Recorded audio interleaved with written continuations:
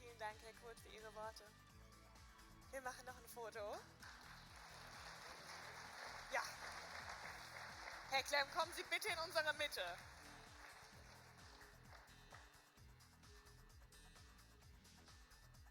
Juhu!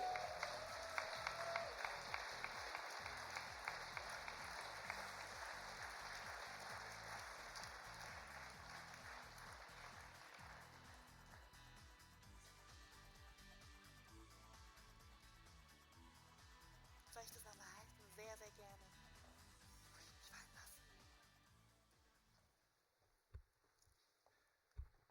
Ja, liebe TASPO-Jury, liebe Gäste, ich kann jetzt nicht behaupten, dass das überraschend kommt. Das können sich natürlich alle denken, dass man da vorher informiert wird.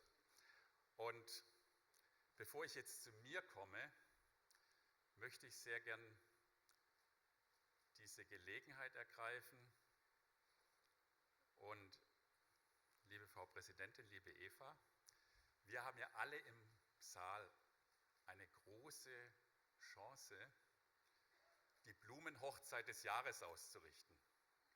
Wir sind hier ganz vertraulich eingeweiht worden in Leas Hochzeit und ich glaube, ich verspreche nicht zu viel, wenn wir das organisieren, alle zusammen, Oh mein Gott. dass das etwas wird. Also zwischen den Zeilen habe ich verstanden, Leute, wenn nicht jetzt und hier, wie soll ich es dann organisieren?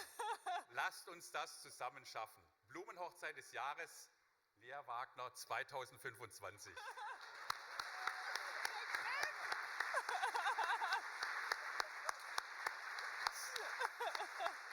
Wow. Und zunächst möchte ich mich bei dem Laudator bedanken für diese wunderbar warmen, wertschätzenden Worte.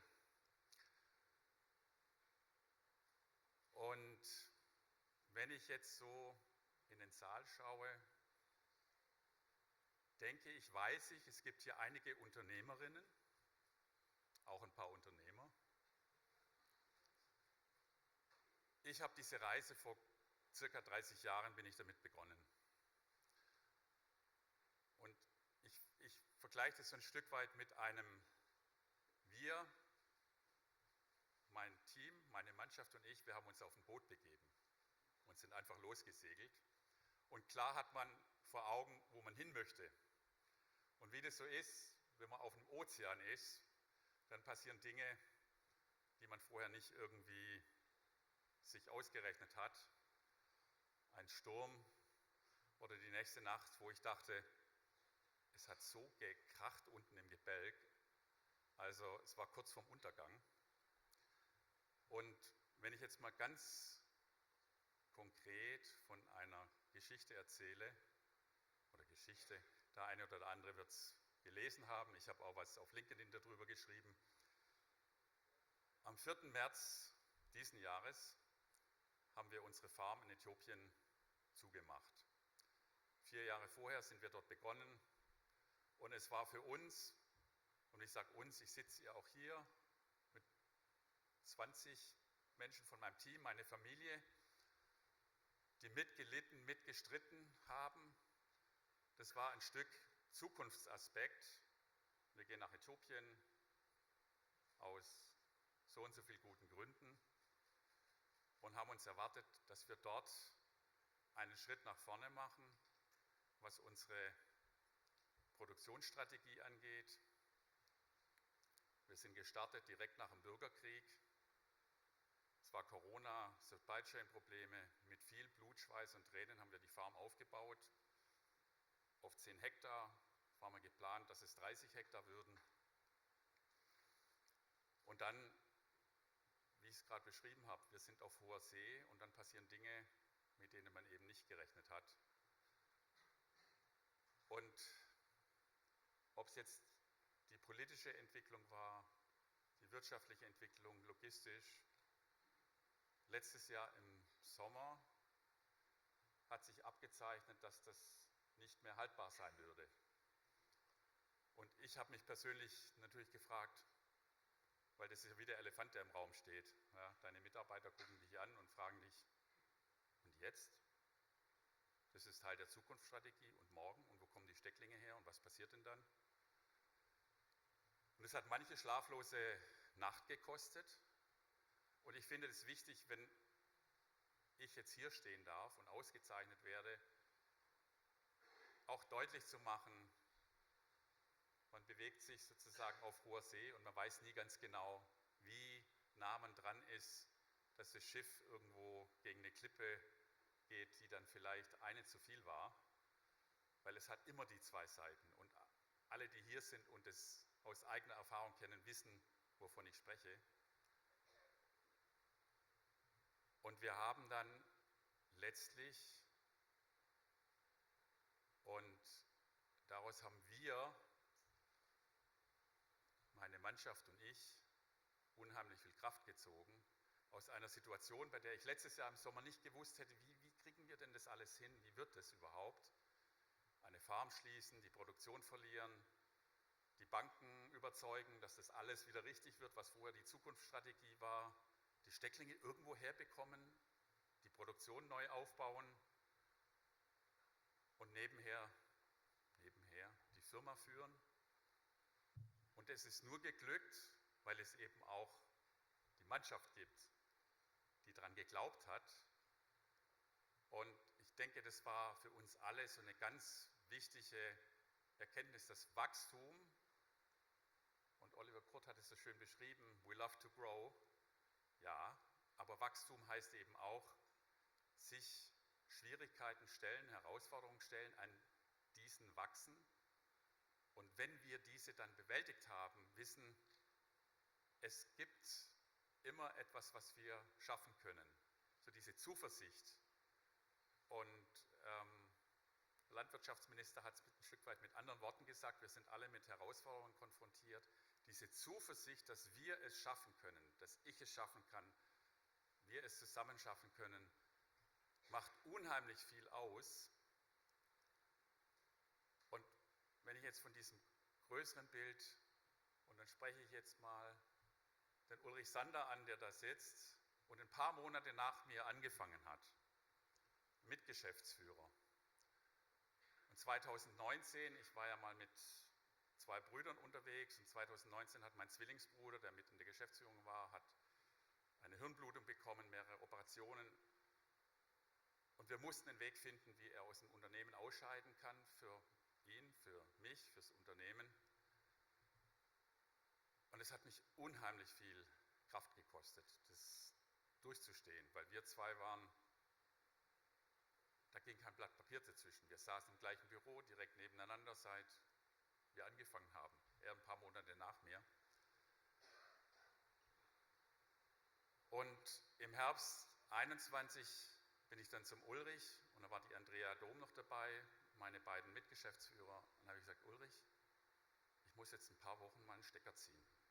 Es ist ein Moment, wo ich einfach eine Pause brauche. Und Ulrich hat gesagt, kein Problem, es wird alles weiterlaufen, verlass dich auf mich, verlass dich auf uns. Du brauchst kein Telefon, du brauchst überhaupt nichts. Schau nur, dass es für dich wieder okay wird. Und nach 4 Wochen bin ich zurückgekommen, der Laden stand noch. Es war so eine halbe Überraschung, aber immerhin. Und das ist das, was es auch ausmacht. So dieses Wissen, wir miteinander. Und eine ganz andere, und liebe Taspo-Jury, liebe Taspo, verzeihen Sie mir jetzt diese Relativierung, aber als die Nachricht des Preises kam, dann kam die nicht direkt zu mir, sondern zu Nadine, unsere Marketingmanagerin, die das alles organisiert, dass wir heute Abend hier sind und die ganzen Geschichten drumherum. Und da kam eine E-Mail vom Verlag, Herr Klemm, wir hätten gern von Ihnen ein paar Fotos und was weiß ich was. Und da kam die Nadine zu mir und sagte, Mensch Peer, was wollen die denn von dir? Ich bin doch die Ansprechpartnerin. Ich sage, wahrscheinlich wollen die wieder Sponsoring oder irgend sowas. Also geht um Geld bestimmt. Und weil sie jeden Braten riecht, sagte sie, du, wenn es was anderes sein sollte, das, was ich denke, was es vielleicht sein könnte, du sagst mir Bescheid. Dann sag ich, du, ja. Gesagt, getan, kam der Anruf, ich sage, Nadine, komm mal eben zu mir ins Büro. Und dann kam die Nadine zu mir ins Büro und habe ich ihr gesagt, du hattest recht, ich wurde für den Preis nominiert. Und dann hat sie ganz spontan gesagt, Peer, den hast du dir wirklich verdient. Und ich sage, in dem Moment habe ich mich mehr über die Aussage gefreut als über den Preis. Und deshalb, liebe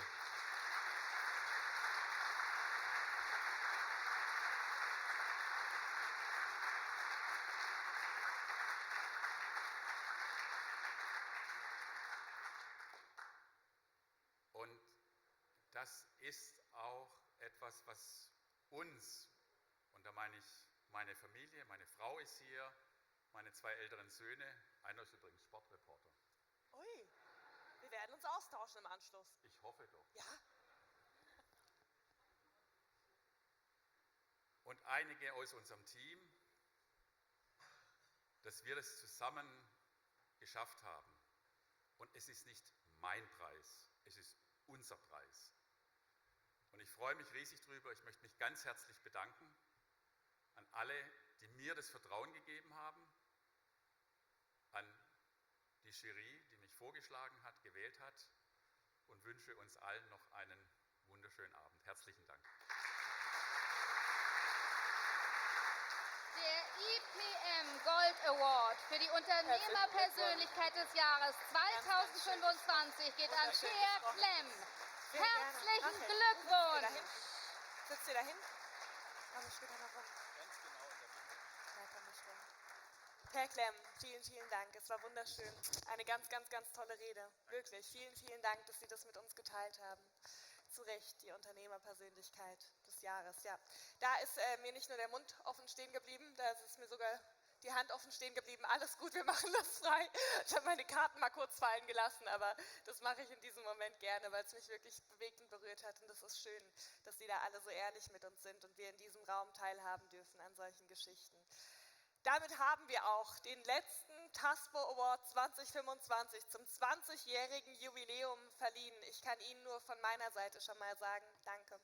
Danke für Ihre Aufmerksamkeit, danke fürs Zuhören, danke fürs Mitfiebern, danke für, und das liebe ich am meisten, für diese gegenseitige Freude. Danke, dass ich an all diesen Emotionen hautnah teilhaben durfte. Danke, dass ich Sie durch diesen Abend begleiten durfte. Es ist eine ganz, ganz tolle Branche. Es sind so viele inspirierende Geschichten, Persönlichkeiten. Es gibt so viele Familienbetriebe in dieser Branche. Das gibt es so selten und das hat meinen größten Respekt. Sie alle haben meinen größten Respekt. Es ist wunderschön, dass Sie da sind, dass Sie so einen Award haben, dass Sie sich einmal im Jahr so feiern und ich wünsche Ihnen, dass Sie das heute Abend noch ganz, ganz, ganz lange tun. Also, vielen Dank von meiner Seite. Ich darf noch einmal meine Co-Moderatorin hochleben lassen. Vielen Dank, liebe Ulrike, für diesen Abend. Du hattest keinen leichten Job.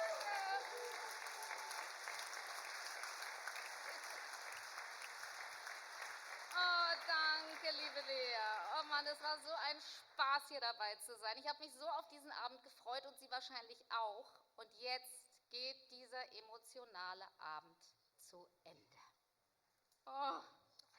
Aber Sie haben alle wahnsinnig viel Gründe, sich zu feiern und noch Spaß zu haben mit dem DJ.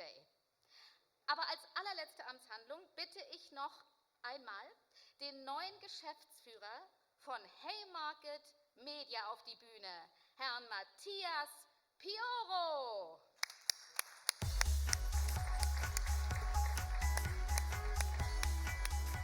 Hallo Matthias.